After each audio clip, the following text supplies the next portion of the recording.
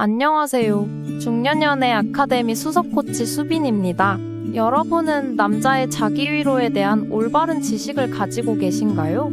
누구는 자위행위는 발기부전을 유발하고 건강에도 좋지 않다고 합니다. 또한 금달을 며칠 이상 하면 슈퍼맨 같은 몸의 변화가 나타난다고 주장하기도 합니다. 또 누구는 자위행위를 많이 하면 할수록 좋다고 합니다.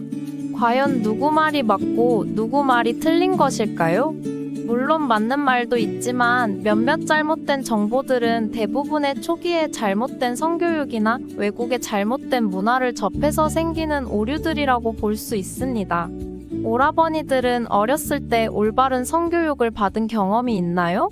아마 시대의 특성상 제대로 된 성교육을 받지 못했을 텐데요. 성이라는 것은 굉장히 부끄럽고 수치스러운 것이며 나중에 어른이 되면 다 알게 된다고만 배우셨을 것입니다. 또한 인터넷 기술이 일상화되면서 외국에서 잘못된 성지식이 무분별하게 흘러들어오기도 했죠. 나라마다 성문화도 다르고 가치관도 다르기 때문에 우리나라 정서에 맞지 않는 정보들이 많습니다. 이렇듯 맥락에 맞지 않거나 출처가 불분명한 잘못된 성지식이 들어오면서 이상한 사상이나 이론들이 생기는 것이죠.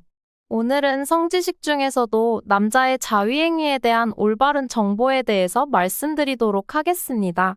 구독과 좋아요, 알림 설정은 영상 제작에 큰 힘이 되고 있답니다. 감사합니다.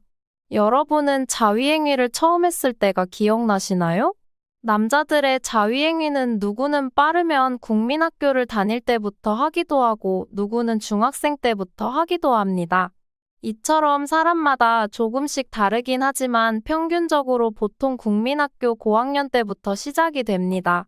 그리고 이러한 자위행위는 성인이 되어서도 마치 습관처럼 몸에 배어서 여자친구나 와이프가 있음에도 불구하고 몰래 혼자 하기도 합니다. 또한 각자만의 독특한 루틴이 있죠. 누구는 동영상을 보면서 하기도 하고, 누구는 글을 보면서 하기도 하고, 누구는 오로지 상상만으로도 하기도 합니다. 또는 기구나 인형을 이용하는 사람들도 있죠. 그리고 누구는 하루에 한 번, 일주일에 2번 등 본인만의 정형화된 주기가 있습니다. 이렇듯 사람마다 각자의 루틴을 가지고 있죠. 그렇다면 가장 논점이 되는 주제인 과연 자위행위는 좋은 것인가 나쁜 것인가?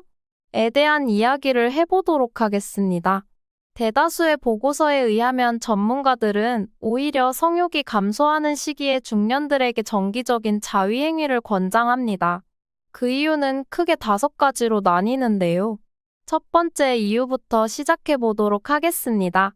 첫 번째, 전립선 암을 예방하는 데 도움이 됩니다. 나이가 들면 남자들은 전립선에 문제가 생기기 마련입니다. 나이 든 남자들 중에 전립선 쪽에 문제가 없는 사람은 거의 없을 정도로 매우 흔하게 나타나는 증상인데요.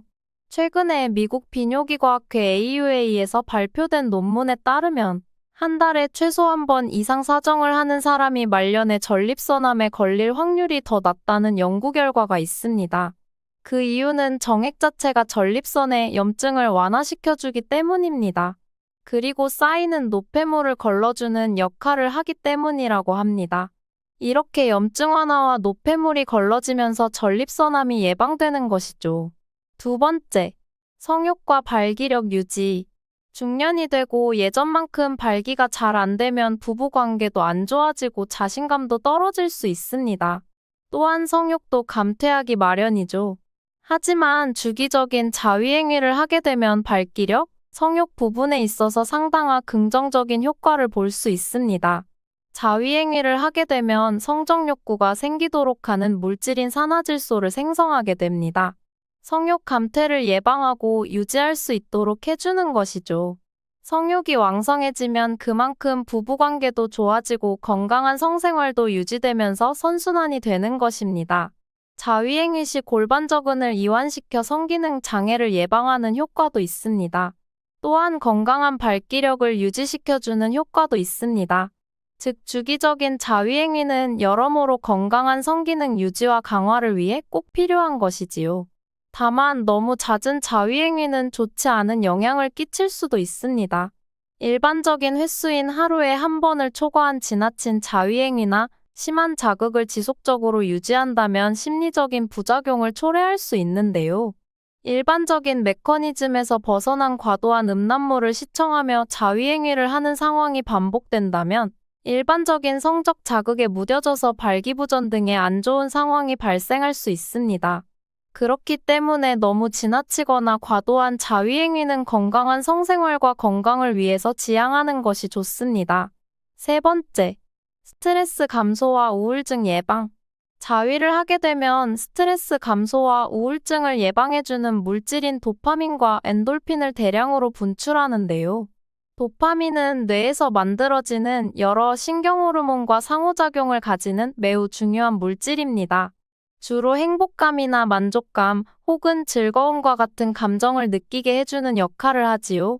평소 좋아하는 일이나 행동, 취미생활, 그리고 기호식품 등을 통해서도 분비가 되며 정상적인 통증을 느낄 때도 보호작용으로 많은 양이 분비가 됩니다.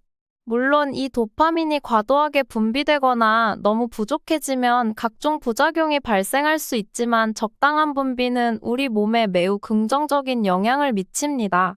주기적인 자위행위로 인한 도파민 분출은 건강에도 이로운 영향을 미치는 것이죠. 또한 같이 분비되는 엔돌핀은 우리 몸속에서 분비되는 마약성 진통제 역할을 하는 강력한 진통제인데요. 외부에서 투여하는 마약성 진통제보다 훨씬 강력한 진통 효과가 있고, 이는 통증 감각이 뇌로 전달되지 않게 억제해줍니다. 엔돌핀은 기분 전환이나 우울증을 개선시키는 효과도 있으나 작용 시간이 4에서 6시간만 지속되어 반복적으로 만들어지지 않으면 그 효과가 사라지게 됩니다. 또한 엔돌핀은 적당한 스트레스에 의해서도 코티솔과 같이 분비되어 스트레스 해소에도 도움을 주나 과도하게 유지되어 혈중 농도가 오랫동안 상승될 때는 마약 중독과 같은 증세도 나타날 수 있습니다. 뭐든 적당한 게 좋다는 것이죠. 네 번째, 조루증 예방. 시간을 여유롭게 가지고 천천히 자위행위를 하면 조루증 예방에 도움이 됩니다. 간혹 빨리 싸고 끝내버리자라는 마인드로 자위행위를 하시는 분들이 있는데 이건 정말 좋지 않습니다.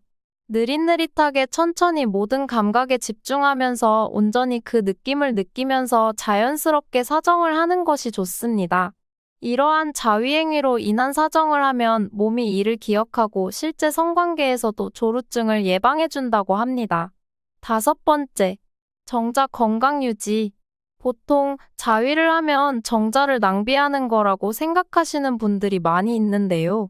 적당한 자위행위는 오히려 기존에 남아있던 정자를 배출해줌으로써 좀 더 신선하고 활동성이 좋은 건강한 정자를 다시 생성해내기 때문에 난자와 수정할 확률이 높아지게 됩니다. 오랫동안 사정을 하지 않아서 정자가 몸속에 쌓이게 되면 오히려 정자가 시들시들해지고 활동성이 줄어들게 됩니다. 오늘은 자위행위에 대한 올바른 지식과 장점에 대해서 알아봤는데요. 도움이 되셨다면 좋아요 한 번씩 눌러주시면 감사하겠습니다. 저 수빈이는 여러분의 모든 사랑을 응원합니다.